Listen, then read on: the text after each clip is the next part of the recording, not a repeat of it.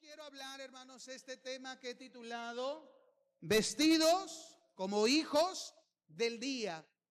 Y el texto para atender este mensaje, hermanos, lo vamos a encontrar en la primera carta que escribe el apóstol Pablo a los tesalonicenses.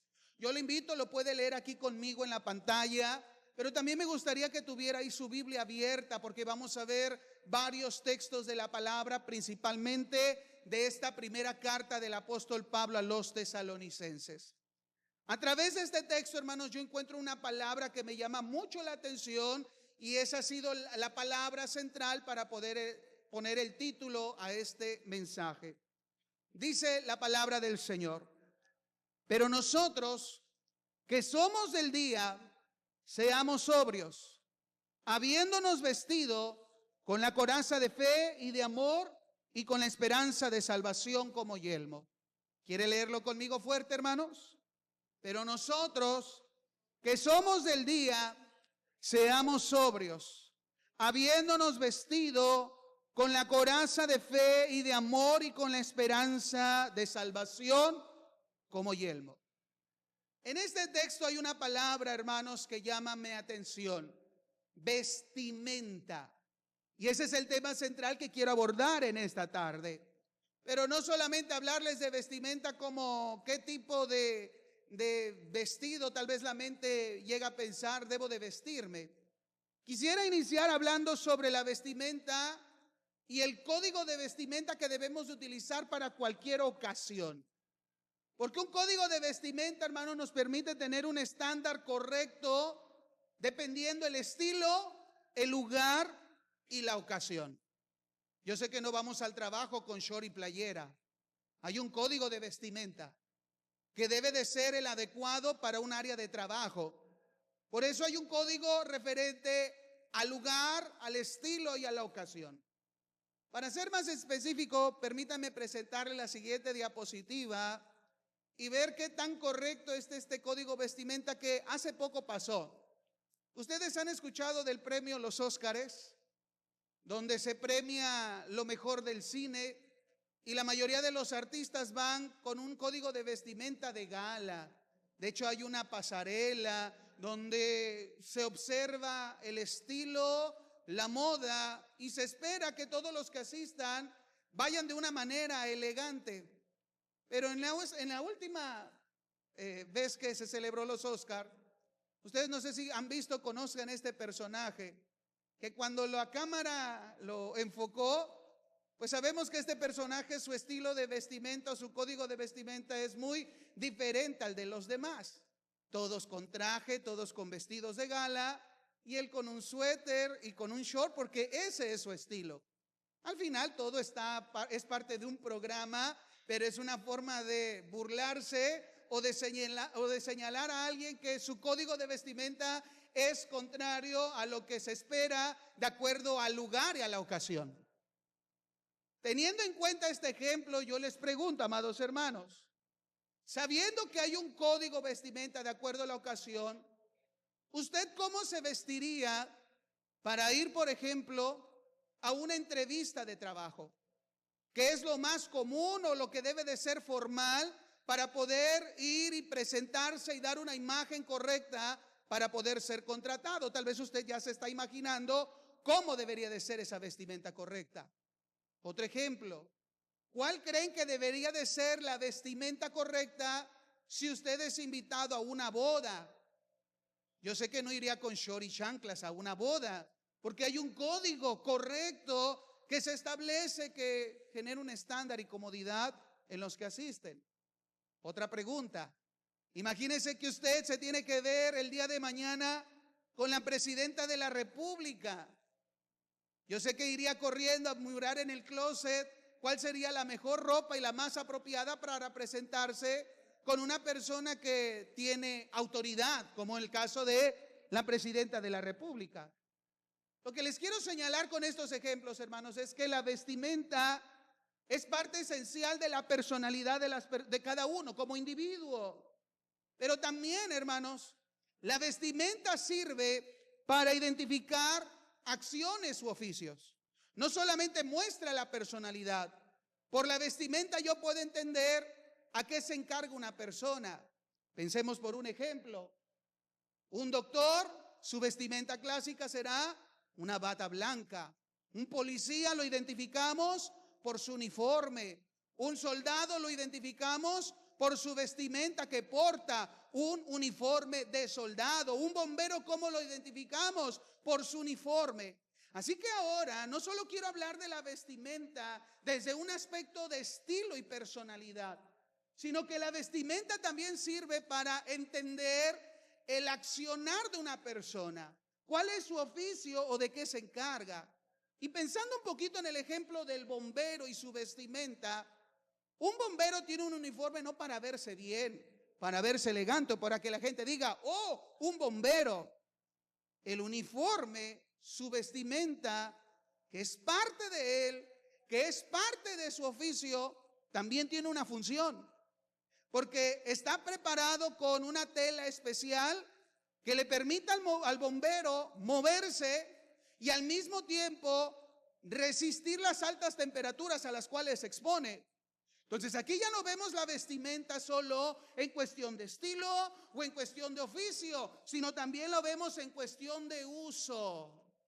La vestimenta puede servir para algo. Y en ese sentido es el tema que encontramos y que escribe el apóstol Pablo en su primera carta a los tesalonicenses, la vestimenta con un uso. La vestimenta que nos debe de identificar y que al mismo tiempo tiene un uso especial para lo que nosotros estamos identificados. Permítanme explicar este principio a lo largo de 4 razones que vamos a ver en el texto, en la primera carta a los tesalonicenses, donde el apóstol Pablo nos enseña que debemos de vestirnos con la coraza de la fe y del amor y con el yelmo de la esperanza de la salvación. Todos los que son del día tenemos que ser sobrios y para ser sobrios debemos de vestirnos. ¿Cuáles son las 4 razones por las cuales nosotros debemos de tener esta vestimenta que Pablo señala en las Escrituras? Vamos a estudiar la primera razón, por favor. Y me gustaría comenzar desde el contexto general de la carta, 2 aspectos del contexto general de la carta, para posteriormente ir a un contexto más específico del pasaje. Vamos a empezar como lo más amplio.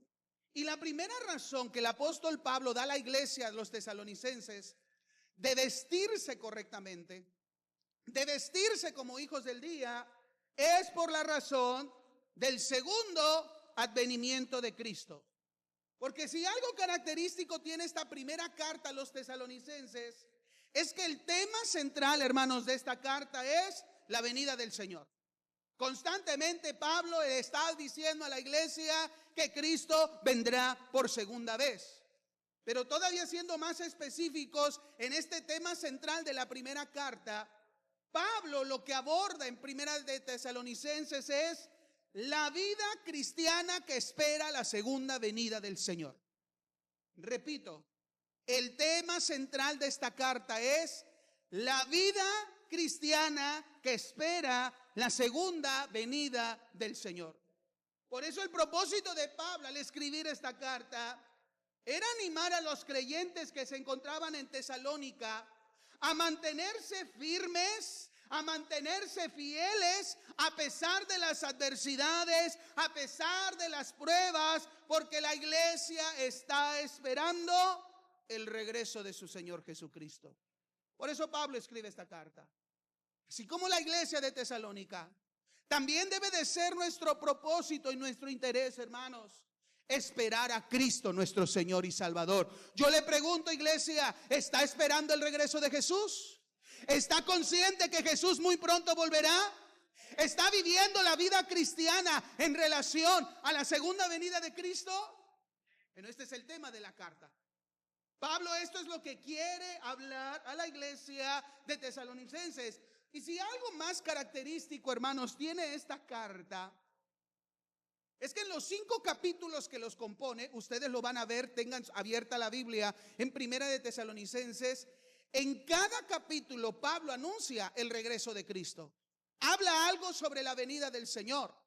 En el capítulo 1, verso 10, ahí habla sobre la venida del Señor. En el capítulo 2, verso 19. En el capítulo 3, versos 12 y 13. En el capítulo 4, a partir del verso 17.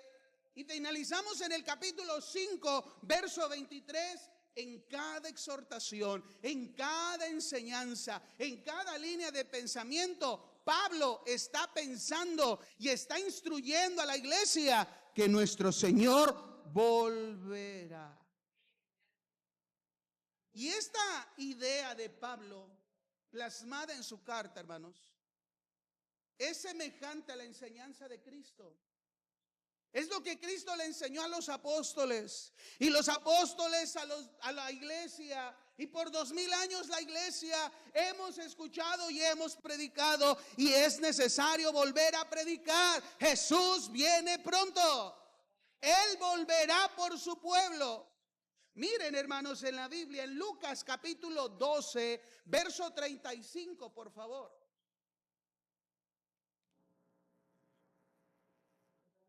En Lucas 12 se nos habla una parábola sobre el siervo que debe de ser diligente, el siervo que debe de ser fiel.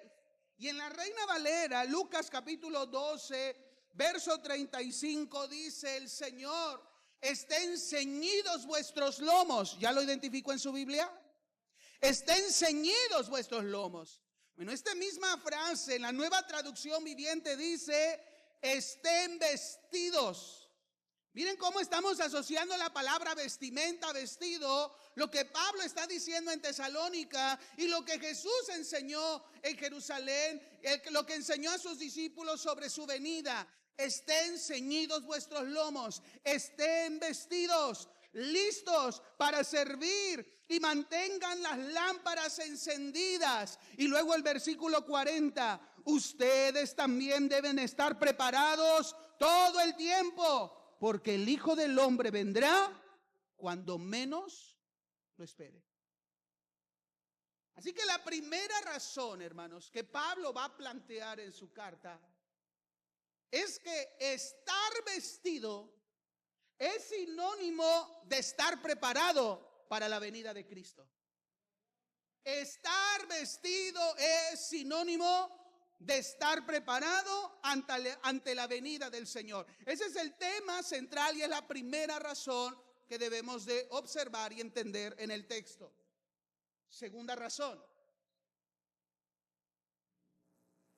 Pablo también abordará que debemos de vestirnos mientras esperamos el regreso del Señor con la coraza. ¿Se dieron cuenta que lo leímos al principio? Con la coraza de fe y amor y con el yelmo de la esperanza y la salvación. Entonces, Pablo le dice a la iglesia en Tesalónica que nuestra vestimenta debe de incluir coraza y yelmo. Porque Pablo está pensando en la vestimenta de un soldado romano. Él está pensando en esto. Recuerden la idea, no solamente Pablo está pensando en estilo o en ocasión. Está viendo la vestimenta en cuestión de funcionalidad. Y un soldado necesita tener en su uniforme coraza y yelmo. La pregunta es ¿por qué? Qué importante es una coraza y un yelmo. Cuando se habla de coraza, es el elemento que protege el tórax, el pecho, la espalda, y el yelmo era el casco que utilizaban los soldados. Pensemos, ¿para qué sirve? ¿Para que se vean bien? ¿Para que se vean más musculosos? ¿Para que tengan clima por dentro? No, simplemente era para protección. Son dos elementos de vestimenta para salvaguardar la vida del soldado. Porque, hermanos, estas son las partes más vulnerables del cuerpo humano. Imagínense un golpe certero y letal en el estómago, en los intestinos, en el corazón, en los pulmones, en la sien. cae de inmediato cualquier soldado. Entonces entendamos que Pablo está mencionando a la iglesia la necesidad de vestirnos, porque esta vestimenta tiene que ver con protección. ¿Y cuándo somos o cuándo debemos de tener protección? Cuando enfrentamos luchas, cuando enfrentamos guerras o cuando tenemos un enemigo. ¿Te imaginas ir a la guerra, hermanos, sin una coraza que proteja el pecho? Sin un yelmo que proteja tu cabeza. Un golpe certero, en segundos tendrás la muerte. Tan importante, hermanos, eran estos dos elementos de la vestimenta en un soldado romano, porque era la única manera de permitir que un soldado permaneciera de pie en medio de la lucha y pudiera seguir avanzando en su objetivo, que era derrotar al enemigo y ganar la batalla. No es algo decorativo, es algo funcional. Por eso Pablo refiere ante la idea general de que Cristo viene pronto y que nosotros debemos de mantenernos firmes hasta el regreso del Señor. Pablo a lo largo de la carta va a mencionar que tanto él mismo como la iglesia, los hermanos, necesitan tener puestas la vestimenta de la fe, la vestimenta del amor, la vestimenta de la esperanza para poder resistir al final. Hasta el día que Cristo nos llame a su presencia o Cristo venga por su iglesia. Porque mientras esperamos este suceso, el cristiano enfrentará luchas y adversidades. Pablo está pensando en eso. El cristiano enfrentará luchas y adversidades. Y a lo largo de la carta, el apóstol Pablo va a hablar a los hermanos de 4 diferentes tipos de luchas que el cristiano enfrenta. La primera, por favor, ahí en el capítulo 1, verso 6.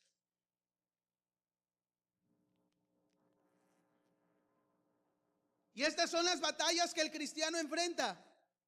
Primero, persecuciones y tribulación por creer en Cristo. Estamos en una batalla. Al mundo no le agrada que creamos en Jesús.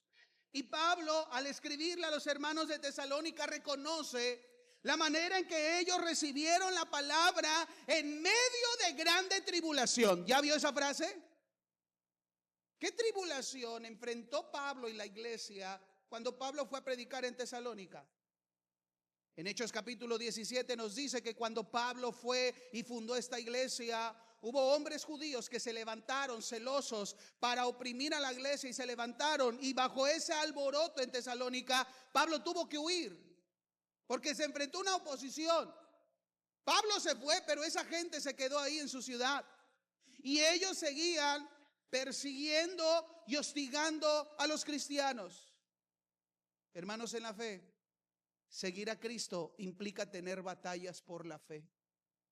Implica tener tribulación y persecuciones. De hecho, más adelante en el capítulo 2, por favor, verso 14, Pablo reconoce la conversión de los tesalonicenses y lo que estaban enfrentando. Y Pablo sabe del padecimiento que los tesalonicenses estaban enfrentando de la misma gente de su propia nación, así como la iglesia en Judea también enfrentó oposición, persecución de los cristianos por parte de los judíos en Judea, de parte en Jerusalén. No importa la latitud que la iglesia se encuentre en el globo terráqueo, seas que te encuentres aquí en México, en China, en Portugal, en Brasil, en Asia, en cualquier lugar, seguir a Cristo te ocasionará problemas, persecución y tribulación. Pablo lo enfrentó, la iglesia de Tesalónica lo enfrentó. Te pregunto, ¿estás enfrentando pruebas y tribulación por tu fe? Porque esto es normal. Segunda clase de lucha, no solamente es la lucha de la tribulación o la angustia por la fe, sino que también el cristiano tendrá una lucha directa contra Satanás. Debemos, hermanos, de recordar que como creyentes tenemos un enemigo, y este enemigo es ejemplificado como un león rugiente buscando a quien devorar. Y este león va a devorar y va a atacar al que esté débil y distraído. Pero así es nuestro enemigo. Pablo entiende la lucha cristiana contra Satanás, porque de hecho en el capítulo 2, verso 18, por favor, Pablo menciona su deseo de querer volver a Tesalónica, ver a los hermanos, confirmarlos, pero hubo algo. Pablo dice, Satanás me estorbó. ¿Ya lo encontró? En el capítulo 2, verso 18. Miren cómo Satanás está trabajando detrás de la oposición. Me estorbó. Y eso generó que Pablo no pudiera ir a Tesalónica y él se sintiera angustiado, preocupado en cómo estaba la iglesia, que tuvo que mandar a uno de sus colaboradores, porque Pablo sabía que Satanás es tan astuto, que Satanás es tan hábil, que él está preocupado que el tentador los hubiese tentado. Capítulo 3, verso 5, por favor. Esta era una lucha que la iglesia estaba enfrentando, el ataque de Satanás. Y Pablo se preocupaba para que los hermanos no se hubieran desanimado y alejado de la fe por la actividad de Satanás. Te pregunto, hermanos, ¿no tenemos una lucha diaria contra el enemigo de nuestras almas? ¿No dice la palabra del Señor que nuestra lucha no es contra carne ni sangre, sino contra principados, contra potestades, contra gobernadores de las tinieblas? ¿No nos dice eso la palabra? El cristiano tiene la lucha contra Satanás, pero no es la única lucha que enfrentamos. Hay una tercera lucha que Pablo plasma en esta carta, y es la lucha interna contra el pecado. Y esto, hermanos, nos debe de llevar a entender que así como luchamos con la tribulación, así como luchamos contra Satanás mientras esperamos el retorno de Cristo, también todos los días debemos de estar preparados para luchar contra el pecado y la mundanalidad.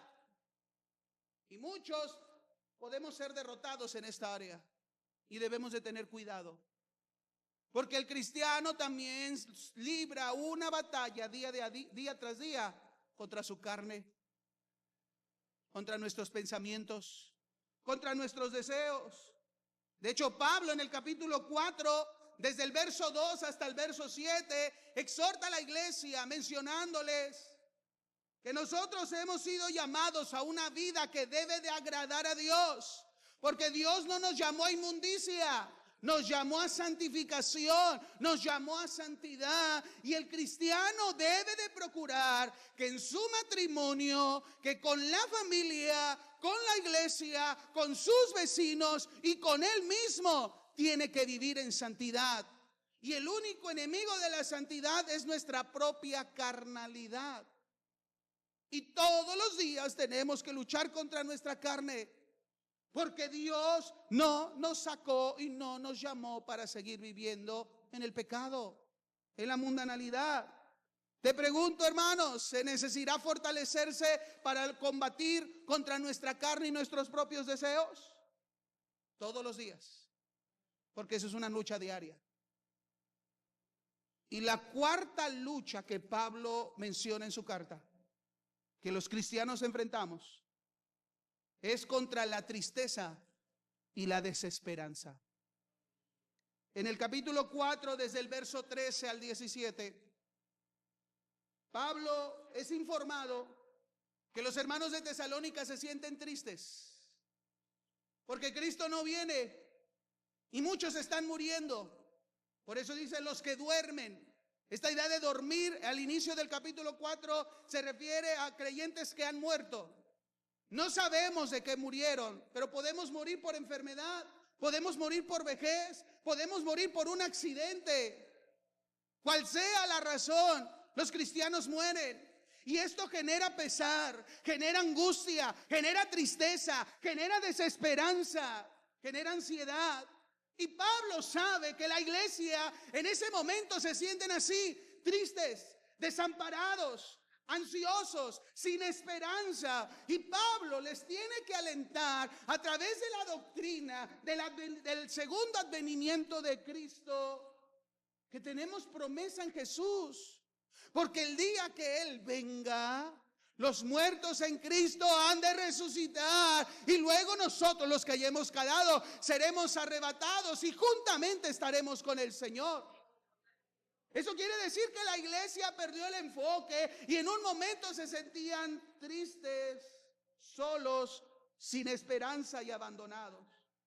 Quiero que reflexionemos en esta tarde en la siguiente manera. Presten atención, hermanos, la idea de la vestimenta y su necesidad por la funcionalidad. Así como el traje de bombero sirve para proteger al bombero en su labor de apagar incendios, así como el uniforme de un soldado sirve para salvaguardar la vida del soldado, para que pueda pelear contra su enemigo, de la misma manera, la vestimenta de la fe, la vestimenta del amor, la vestimenta de la esperanza será el medio que debemos de tener para enfrentar las tribulaciones, para enfrentar los ataques del enemigo, para poder enfrentar la lucha interna con nuestra carnalidad y para enfrentar la tristeza y la desesperanza. Necesitamos vestirnos, necesitamos estar preparados, necesitamos estar listos ante la lucha hasta que el día que Cristo venga por nosotros. Pero muchas veces no nos ponemos la vestimenta, la colgamos, la olvidamos, porque perdemos el enfoque y no nos hemos dado cuenta que esto viene en el paquete de la fe y va a ser hasta que el Señor nos llame a su presencia o Él venga por su iglesia. Cristiano, día tras día enfrentaremos estas luchas, estas 4 áreas de lucha, pero yo te pregunto, ¿estás preparado para enfrentar la lucha? En este momento, ¿estás preparado para enfrentar las batallas de la fe? Pablo llama a la iglesia a entender la necesidad de vestirse. Pero ahora quiero hablar la razón número 3 y vamos cerrando el contexto. Ya vimos el contexto general de la carta. Ahora vamos a ir específico a ese discurso registrado solo en el capítulo 5, donde encontramos la conexión de lo que leímos al principio, 5:8. Por lo demás, hermanos, los que somos de día, seamos sobrios, habiéndonos vestidos de la coraza de la fe y el amor y el yelmo de la esperanza en la salvación. Vamos a ver ahora el contexto más cercano de este pasaje y vamos a ver que la tercera razón que tenemos para vestirnos con esta vestimenta es porque tenemos una identidad como hijos de día. Ustedes y yo somos del día. Veamos cómo Pablo usa y es usado por el Espíritu Santo para hablar de la doctrina de la segunda venida de Cristo. No para traer confusión a la iglesia, porque hoy en día muchos pastores y predicadores están cometiendo ese error. Que si habrá rapto, que si no habrá rapto, que cuándo va a suceder, que cuándo se debe ser esto, en qué año, en qué día, en qué hora, y solo son especulaciones. Personas que quieren interpretar un texto bíblico con el periódico en la mano. ¡Ay, hubo un terremoto! Cristo viene. Pero Pablo no está utilizando la doctrina en un aspecto sensacionalista. Él está utilizando la verdad de la venida de Cristo para animar y exhortar a la iglesia ante las batallas que enfrenta el cristiano. Porque la iglesia, el creyente, debe de estar preparado y mantenerse fiel ante el inminente retorno de nuestro Señor Jesucristo. Esta es la doctrina que todos conocemos. Cristo viene, iglesia.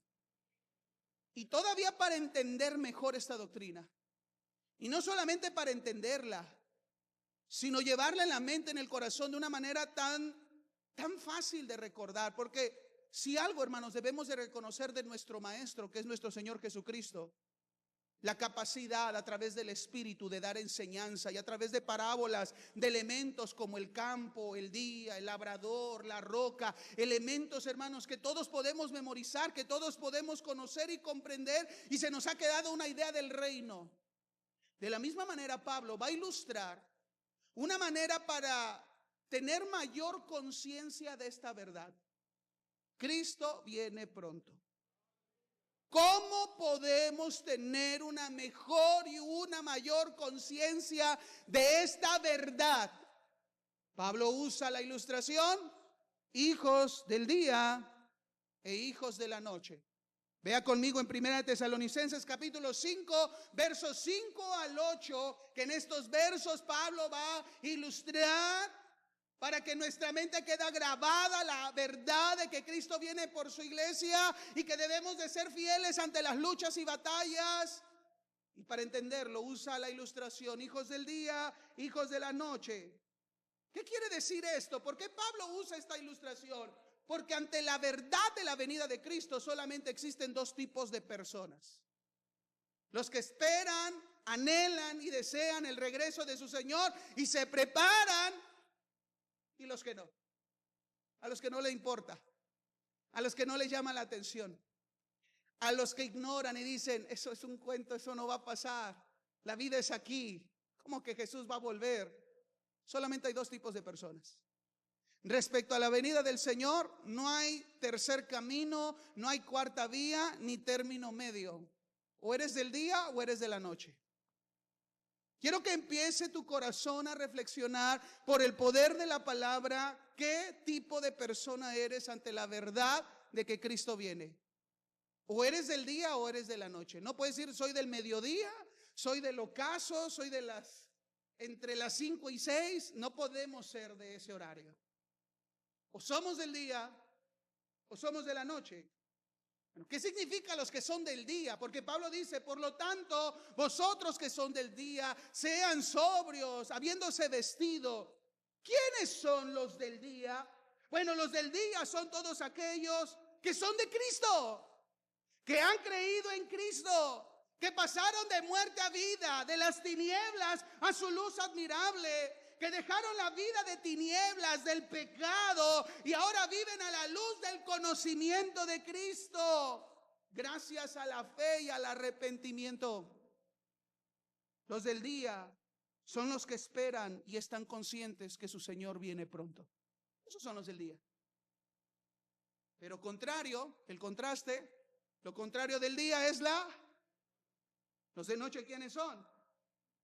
Pues los hijos de las tinieblas, los que son de noche, los que viven sin la luz de Jesús, los que están sumidos en sus pecados y en sus pasiones, aquellas personas que ni por aquí nunca piensan que Jesús volverá para establecer su reino y castigar el pecado. Son a ellos los que la venida de Cristo les caerá por sorpresa, porque los de noche, su paz y seguridad está en este mundo, en ellos mismos, en las cosas terrenales, porque en ellos no brilla la luz de Cristo. Y no brilla porque esa luz es poca, no, como dice Juan, esa luz estuvo con nosotros, pero los hombres amaron las tinieblas antes que la luz, porque sus obras eran malas, por eso aborrecieron la luz. Esos son los de noche, los que no creen, los que viven por su propio criterio, lo que quieren hacer. Ellos no piensan que Cristo puede venir en este preciso instante, por eso siguen su vida bajo sus propios deseos, bajo sus propias pasiones. Explicando esto, hermanos, ¿ya tiene usted la respuesta? ¿Es hijo del día o de la noche? ¿Su día a día lo vive en la verdad de que Cristo puede venir en cualquier momento? ¿O no le importa?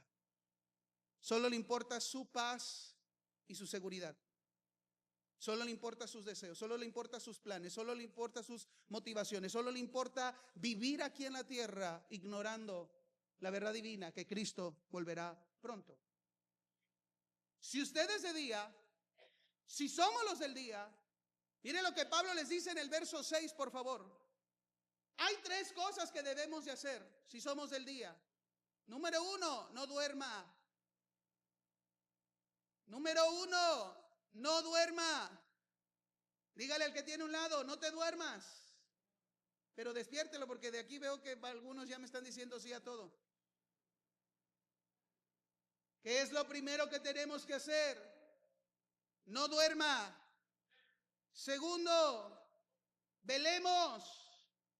Tercero, seamos Tres cosas tienen que ser los que son hijos del día, hijos de Dios, que están en la luz, que creen y esperan y desean la venida de Cristo. No dormir, velar y ser sobrios. Ahora, no dormir con esto quiere decir que al rato no va a dormir nada, porque el pastor dijo que la Biblia dice que no hay que dormir y dormir es pecado y va a reprender el espíritu del sueño. No, eso no dice el texto. Aquí, hermanos, no dormir significa que esta es la condición en la cual se encuentran aquellas personas que viven sin la expectativa del retorno de Jesús. Están dormilados, no saben lo que pronto sucederá.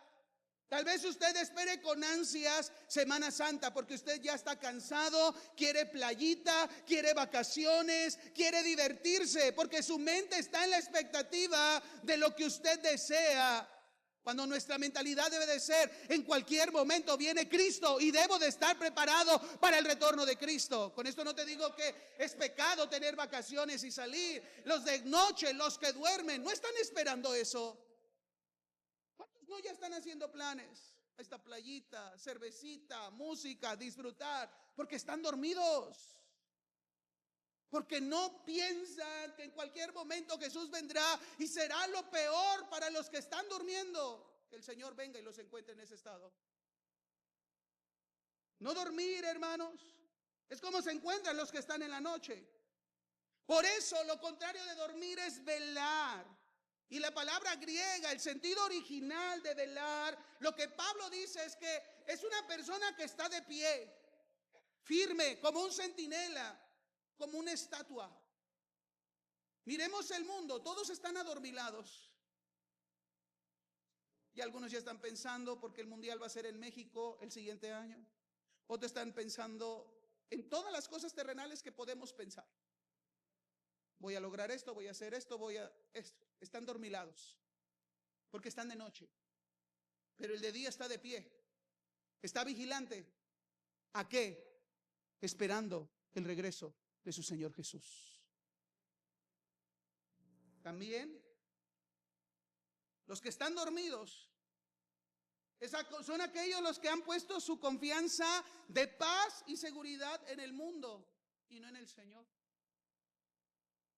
Muchas veces, hermanos, y eso es un problema en nuestra humanidad, que si no atendemos con la obra del Señor, estamos fritos. Pensamos que somos eternos. Y que lo único que necesitamos para nuestro bienestar son las cosas de este mundo. Cuando la Biblia dice que somos peregrinos, somos extranjeros y nuestra ciudadanía no está aquí. Pero estamos tan enfocados en lo terrenal que eso hace que estemos adormilados. Y el que espera a Cristo tiene que estar velante. Pero la segunda característica es que también debe de ser sobrio. ¿Cómo debe de ser? Y no es la primera vez que Pablo habla aquí de sobriedad. De hecho, la palabra griega que se ha traducido por sobriedad solamente aparece 6 veces en el Nuevo Testamento. Y de esas 6 veces, en 1 Tesalonicenses 5 aparece 2 veces. Mire cómo Pablo enfatiza la necesidad de sobriedad. Versículo 6 y versículo 8, por favor. En estos 2 textos habla de ser sobrios. ¿Y qué significa ser sobrio? Es un verbo en griego. Está en un estado auristo, de una acción que se debe de realizar. Aquí sobrio significa tener un sano juicio. Ser sobrio significa tener dominio de nuestros propios pensamientos, emociones y acciones. No dejarse llevar por ninguna pasión. Y vamos a ver al finalizar en la 4ª razón, hermanos, la necesidad de la sobriedad ante las batallas que vamos a enfrentar para permanecer fieles hasta que Cristo venga. Se necesita sobriedad. Vestirnos es ser sobrios. Lo contrario de sobriedad, ¿qué es, hermanos? Embriaguez. Y en el contexto Pablo habla que los de la noche se emborrachan, se embriagan porque son de noche. Ahora, no crea o piensa que Pablo está hablando de teporochitos que andan en la noche. Habla de cómo es la mentalidad de las personas que no son de Dios, que no esperan y no están conscientes de la verdad de Cristo. Ellos están cegados, como embriagados. Así los tiene Satanás, el mundo, el pecado, sus pasiones que están en oscuridad. No pueden pensar con claridad. ¿Usted cree que una persona bajo los efectos del alcohol puede manejar perfectamente? Por eso la mayoría de accidentes y de muertes automovilísticos es por manejar bajo los consumos del alcohol. Se pierde la capacidad de juicio. La persona puede hablar, la persona puede moverse, la persona puede realizar la acción de manejo, solo que no está en sus 5 sentidos para hacerlo de manera correcta. No siente el exceso de velocidad. Así el mundo, el pecado, las tinieblas, la noche tiene a muchos embriagados. Han perdido la capacidad de pensar de manera correcta, sensata y conforme a la luz de la palabra del Señor. Y ese es característico de los de noche. Están embriagados. No piensan con claridad. Y no viven de conformidad con la realidad que Cristo viene pronto y puede venir hoy. Hermanos, iglesia, necesitamos ser sobrios hasta que Cristo venga. En las diferentes adversidades, luchas, peligros o pruebas que enfrentemos mientras Cristo viene por su iglesia. Te quiero hacer unas preguntas para que podamos reflexionar, hermanos, nuestro nivel de sobriedad hasta este día, que Cristo todavía no viene por su iglesia, pero que puede venir en cualquier momento. Primero, ¿te imaginas lo catastrófico que puede ser para tu vida? Que el día que Cristo venga te encuentre totalmente descuidado en alguna área de tu vida en la cual debes de luchar. ¿Sabes cuál sería el resultado si Cristo viene y te encuentra de noche, te encuentra embriagado, te encuentra sin la vestimenta, te encuentra preparado? ¿Sabes lo catastrófico que sería? Segunda pregunta. Imaginemos, iglesia, ¿qué pasaría si Cristo viene hoy en la tarde por su pueblo y tú has dejado de buscar, has dejado de servir, has dejado de consagrarte al Señor? Porque desde que lo empezaste a buscar, solo hay pruebas, solo hay luchas, y lo único que has hecho es quejarte y es negar del amor y de la bondad de Dios. ¿Cómo enfrentarías el segundo advenimiento de Cristo estando en una condición donde no estás preparado con la vestimenta y has flaqueado a causa de las tribulaciones por la fe? Otro ejemplo. ¿Creen que si el Señor viniera en este momento, seremos tomados por el Señor? Si ante los ataques de Satanás hemos preferido escondernos, llenarnos de temor, creerle a sus mentiras, estar bajo el yugo de nuestro enemigo, dudando del poder y la bondad de Dios. Porque Cristo viene por una iglesia preparada. No viene por cobardes. No viene por temerosos. No viene por aquellos que no están dando la lucha contra Satanás, aún sabiendo que esta batalla la tenemos ganada porque Cristo lo ha vencido y tenemos el poder del Señor en nosotros, su armadura. Pero seguimos en derrota. Y si Cristo viniera ahorita, ¿tendrías un encuentro con el Señor? ¿Serás arrebatado? Otra pregunta.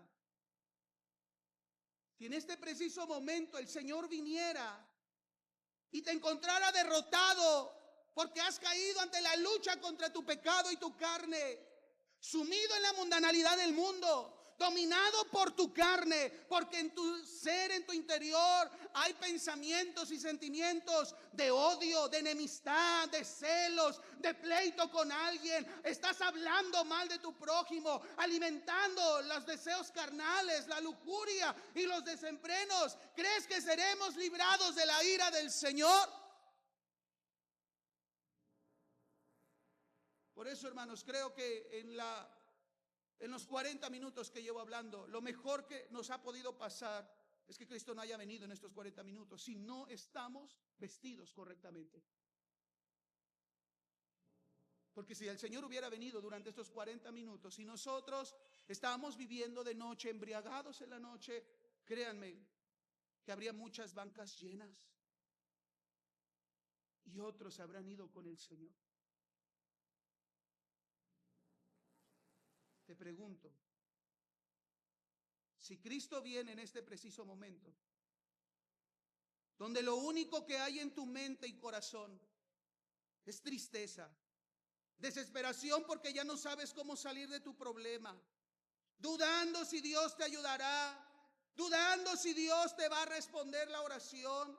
Has dejado de orar, has dejado de leer la Biblia, has dejado de congregarte porque ya te cansaste, porque no has visto respuesta y te sientes desesperado porque no mejora o no cambia tu decisión, tu situación. Has dejado que el temor, la ansiedad, la duda, la falta de paciencia gobiernen tu manera de pensar, tu manera de hablar y actuar. Te pregunto, ¿te encontrarías en este momento en las nubes con tu Señor? Amada iglesia, el llamado de Pablo a los tesalonicenses, y es el llamado a nosotros, es que mientras esperemos el retorno de Cristo y enfrentemos luchas por nuestra fe, necesitamos ser sobrios, con una mente cabal, con emociones y pasiones controladas. Eso es estar preparado para la venida del Señor. Pero como creemos ser de día, pero estamos de noche algunos, hemos perdido el enfoque. Pero la Biblia nos llama a ser sobrios. Y para ser sobrios hay que vestirse de la fe, del amor y la esperanza. ¿Por qué les digo esto? Última razón. Vea otra vez el verso, capítulo 5, verso 8, que fue el verso con el cual iniciamos esta tarde. Por lo tanto, los que somos del día, ¿qué debemos de ser? ¿Qué debemos de ser? ¿Qué es ser sobrios? Habiéndonos vestido. A ver, ayúdenme maestros de primaria y de secundaria que hay aquí. En la gramática española, ¿cómo interpretamos o entendemos esta palabra habiéndonos vestido? Implica una acción completa que se realizó. Yo aprobé el examen habiendo estudiado. Si yo estudio, apruebo el examen. ¿Cómo puedo yo ser sobrio? Habiendo hecho una acción. Primero, ¿qué es lo que nos lleva a ser sobrios? Vestirse. Usar la vestimenta que Dios nos ha dado. Tener puesta la vestimenta. Habla de una acción continua, completa, que se obedece.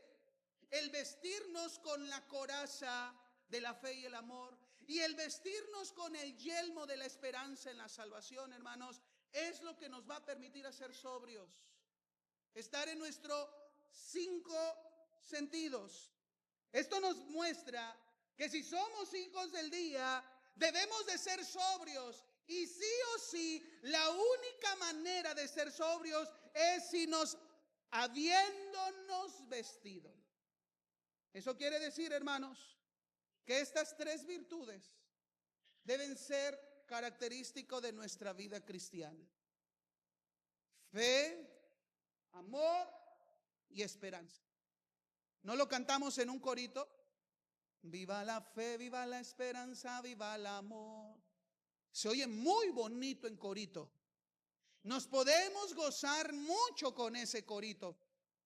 Pero vivir día tras día esperando el regreso de Cristo mientras enfrentamos las luchas y las pruebas para mantenernos firmes y fieles a nuestro Señor cuando Él venga, es la lucha y es lo difícil y es lo que debemos de hacer todos los días. Fe, amor y esperanza. No nada más los domingos, no nada más cuando hay problemas, no nada más cuando quiero, no nada más cuando me acuerdo. Todos los días hay que vestirse, porque recuerde, estamos en lucha. Y si usted no se viste, no se protege. Y si no se protege, usted está vulnerable. Y la peor La peor tragedia que le puede pasar a un soldado es morir en la guerra. Lo peor que le puede pasar a un cristiano es que cuando Cristo venga no esté preparado cuando el Señor venga y se quede. Eso es lo peor. Vístanse, vistámonos primero de fe. Y aquí la palabra fe, hermanos, no habla del cúmulo de enseñanzas y doctrinas en las cuales sustentamos nuestra fe.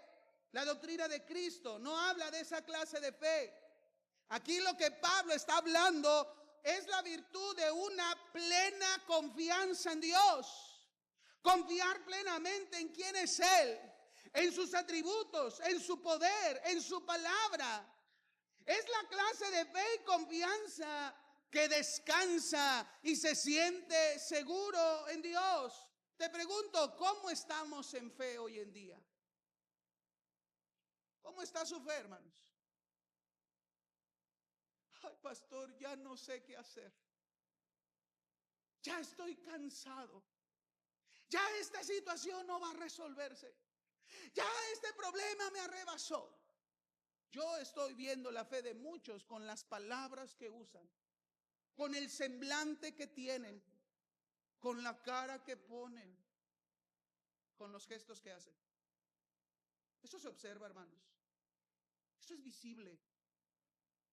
Porque te has dejado de poner la coraza de la fe.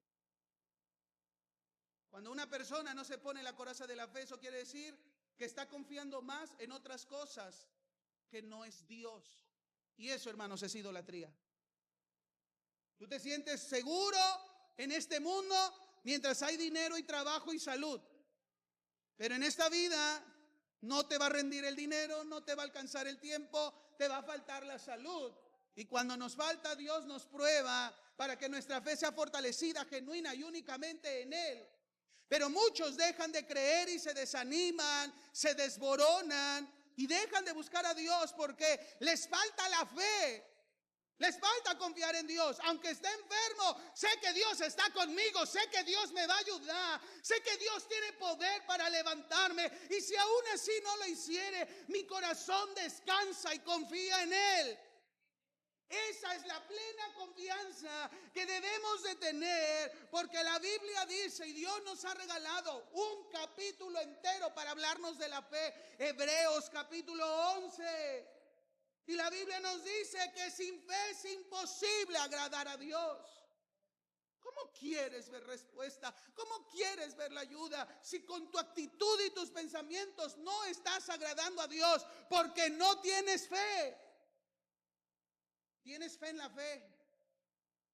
¿Tienes fe en el pensamiento positivo? ¿Tienes fe en un amigo? ¿Tienes fe en una persona? ¿Tienes fe en una cuenta bancaria? Eso es bueno, pero la fe que agrada a Dios es fe plena en Él, en su palabra, en quién es Dios. Miren lo que nos dice el autor a los Hebreos capítulo 11, verso 33. ¿Qué se puede alcanzar con la fe?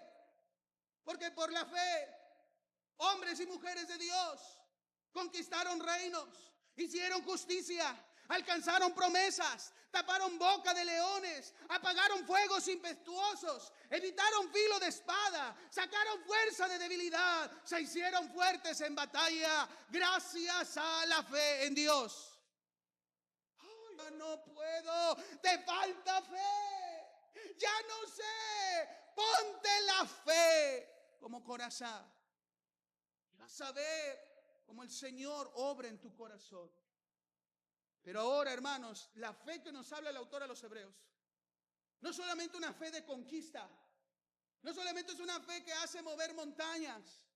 Miren el grado y la clase de fe que a partir del verso 36 también se nos habla de hombres y mujeres que tenían fe en Dios y Dios los honra por tener fe a pesar de que experimentaron azotes, muerte, espada, maltratos, fueron aserrados, encarcelados, desposeídos, oprimidos. Y Dios se complace en ellos, que aunque sus ojos no vieron lo que creían y esperaban, seguían teniendo fe en Dios. No me digas que hay que tener fe en Dios nada más cuando se reciben las cosas, y cuando no se recibe esa respuesta que esperaban, ya no hay que tener fe. Perdóname, pero esa no es la fe, que es como una coraza. Esa es una conveniencia tuya. Si me das, entonces sí creo en ti. Si respondes mi oración, entonces Dios, si eres digno de confianza. Pero si no me sanas, no me ayudas, no me cambias, no me haces esto, voy a dejar de creer en ti. No chantajeemos a Dios, porque esa no es la fe que nos pide la palabra. Recuerden lo que escribe Habacuc en su oración en el último capítulo, en el capítulo 3, cuando Dios lo revela que Dios castigaría a la nación con un pueblo más perverso. Y Habacuc menciona, aún si se acabara todo, no hubiera viñas, no hubiera aceite, no hubiera ovejas, no hubiera vacas, con todo me alegraré en el Señor y confiaré en Él. Esa es la clase de fe que debemos de vestirnos y que nos va a proteger ante cualquier lucha y adversidad. Que si no me responde, ya no voy a ir a la iglesia. Cristo viene, y si el Señor te encuentra con esa actitud, no digas que no se te dijo.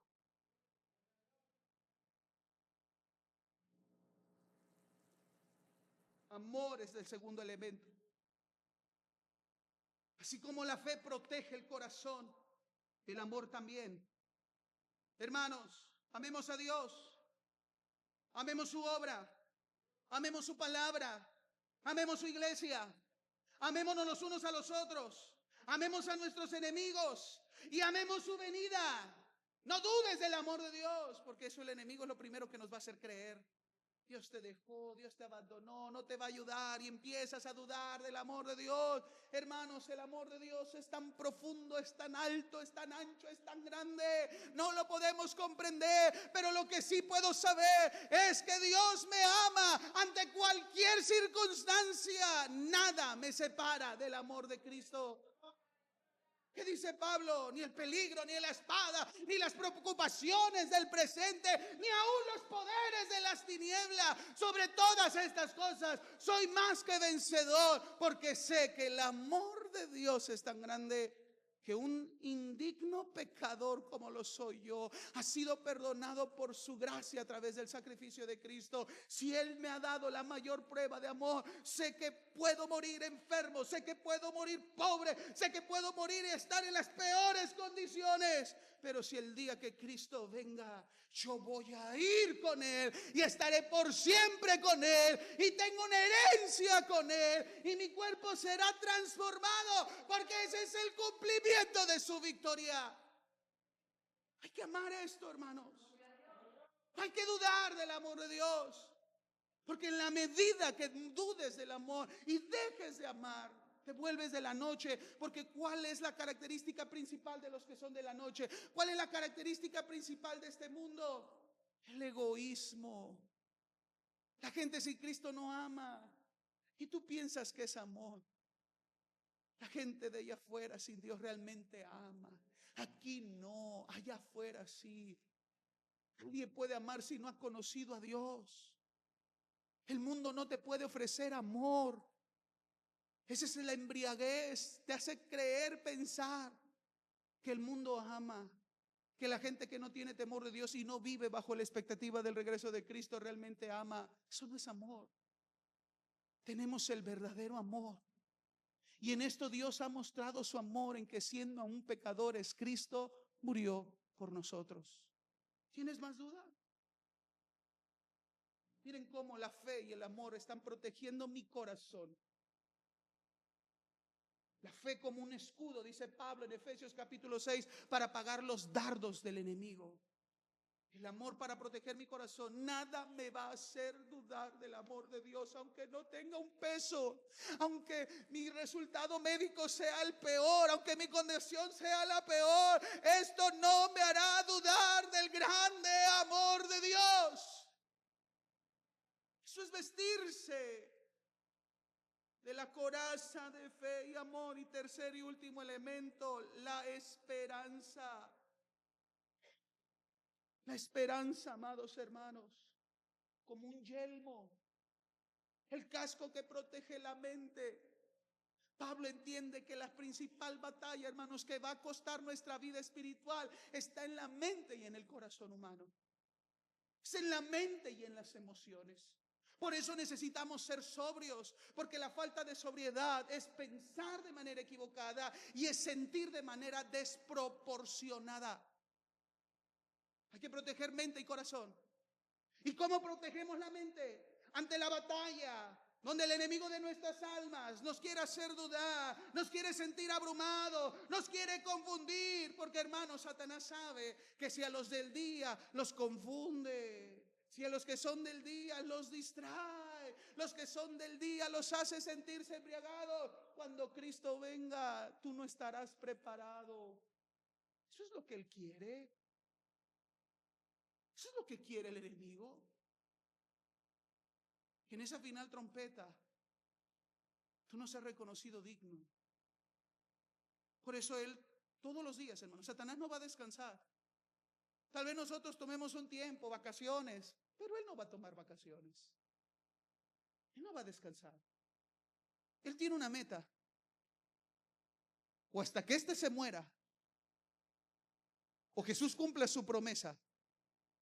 Yo tengo un objetivo: hacerlo dudar de Dios, hacerlo dudar de su amor, y que empiece a andar de noche y se aleje de la luz y entre en una condición de tinieblas, para que cuando Él venga yo pueda decir: mira, aquel que había probado, aquel que conoció, aquel que supo, es mío, me pertenece. Ese es su objetivo de Satanás. ¿Cómo vamos a enfrentarlo? Vistámonos de la esperanza aquí en la mente. Lea conmigo Tesalonicenses 5:3. Permítanme 5 minutos más, iglesia.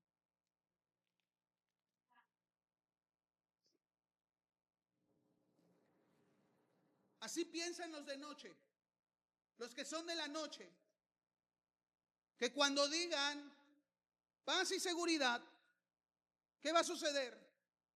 Vendrá sobre ellos destrucción repentina, como los dolores a la mujer encinta, y no escaparán. Para las mujeres que han dado a luz, ¿recuerdan lo doloroso que es un parto? Cuando de repente llega el golpe, que tiene que salir. O una de dos: o sale porque sale, o morimos. Es algo repentino, es algo brusco, es una decisión ya. No es algo que se pueda programar. Ahora por la cesárea, pero naturalmente no es algo que se pueda programar. Bueno, me embarazo a tal fecha, voy a dar a luz, por favor, dolor, no me des hasta esta fecha. Eso no se puede prevenir, va a pasar. Y el día del Señor va a pasar y va a ser tan doloroso. ¿Y se dan cuenta para quiénes? Para los que buscan y piden paz y seguridad. ¿Paz y seguridad en qué, hermanos? Pablo le escribe a los hermanos de Tesalónica, una ciudad que pertenecía al Imperio Romano, que estaba bajo la sombra del Imperio Romano, donde ellos podían disfrutar en esa época un esplendor político y económico como nunca antes visto en esa época. Roma ofrecía paz y seguridad a los ciudadanos y a las ciudades que se acobijaban bajo su imperio.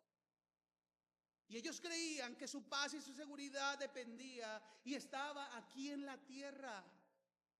Pero qué triste, si ellos hubieran conocido la historia, en ese tiempo, el futuro, ese imperio cayó y hoy no existe. No hay nada en este mundo que sea seguro. No hay nada en esta tierra que ofrezca realmente paz y seguridad, pero los hombres lo siguen buscando y lo siguen esperando. Y el único que da paz es Jesucristo. El único en el cual podemos tener seguridad es en Él. Porque Él vendrá y vendrá a juicio. Enjuiciará a los hombres, enjuiciará a las naciones. El pecado será castigado. Pero para los hijos de Dios, reinarán con Él. Vivirán con Él en la eternidad. Con un cuerpo para la eternidad, que no se va a enfermar, que no se va a adolecer, que no se va a envejecer, que no se va a cansar.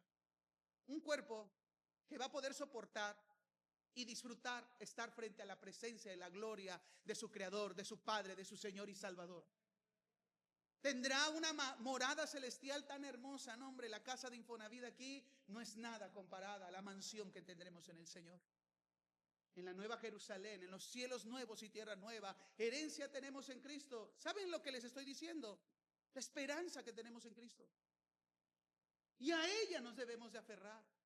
Nuestra mente debe de pensar en esa esperanza, en la salvación, que cuando Cristo venga, para nosotros será glorioso, pero para el mundo será lo más triste que van a enfrentar. Y se van a dar cuenta que ese coche del año donde pusieron su paz y seguridad no los va a salvar del juicio ante Dios. Que esa casa que tanto han anhelado y esperando que esa va a ser la seguridad en esta vida, en esta tierra, se consumirá bajo el fuego. Que esa cuenta bancaria que te da seguridad, te da poder, te permite dormir en las noches, cuando Cristo venga, se colapsará el sistema mundial. Lo que hoy valen tus pesos no valdrá nada. Esos amigos en los cuales has confiado y tienes tu seguridad el día que Cristo venga, ellos te van a señalar, ellos te van a odiar porque nunca les dijiste que un día Cristo vendría a establecer su reino y juicio. No hay nada en este mundo que ofrezca seguridad y paz a la vida del hombre. No hay nada material, no hay ninguna profesión, no hay ningún logro en la tierra. Todo es allá arriba en el cielo con Jesucristo. Y esa es la esperanza tan gloriosa que si yo este día muriera, mi alma está en reposo con mi Señor y esperando el día de su regreso para resucitar. Esa es esperanza. Y es la esperanza que debe de regir nuestro pensamiento. Pero hoy muchos cristianos ya no piensan en la esperanza en Cristo. ¿Cuándo se resolverá mi problema? ¿Cuándo me sanarás, Señor? ¿Cuándo tendré lo que te pido? ¿Cuándo saldré? Yo no dudo que Dios tenga el poder para ayudarnos. Lo tiene y lo puede hacer porque Él es proveedor. Pero no pongas tu esperanza solo que vamos a vivir eternamente aquí en la tierra, porque no es así. Somos peregrinos, somos extranjeros. Nuestra ciudadanía está allá arriba en los cielos. Nada de este mundo es comparable con la gloria futura que tenemos en Cristo. Son las 4 razones que Pablo dice hay que vestirse. Mientras Cristo todavía no viene, vamos a luchar. Pruebas, el enemigo, nuestra carne, la tristeza y la desesperación. Pongámonos la armadura. Vístete de la coraza de la fe. Vístete, hermano, de amor. Ponte la esperanza en tu mente, medita en ella, ora todos los días, piensa en ella, alimenta tu mente con la esperanza de Cristo, del Evangelio. Y vas a estar fortalecido y vas a poder enfrentar estas luchas. Y cuando Cristo venga, el Señor nos va a encontrar como un ejército de pie, con su uniforme firme, que siempre estuvo esperando a su Señor. ¿Qué estamos haciendo? ¿Estás vestido en este momento como hijo del día esperando a su Señor? ¿Hay sobriedad en tu mente? ¿Hay sobriedad en ti? ¿O estás embriagado con el mundo? ¿Estás siendo como los hijos de la noche, olvidando, negando, ignorando que Cristo puede venir en cualquier momento? En este preciso instante el Señor puede venir. ¿Cómo estás vestido? Despertemos, iglesia. Despiértate. Despiértate. Ponte la coraza de la fe. Ponte la coraza del amor. Ponte el yelmo de la salvación. Lucha y persevera hasta el final, porque Cristo viene pronto.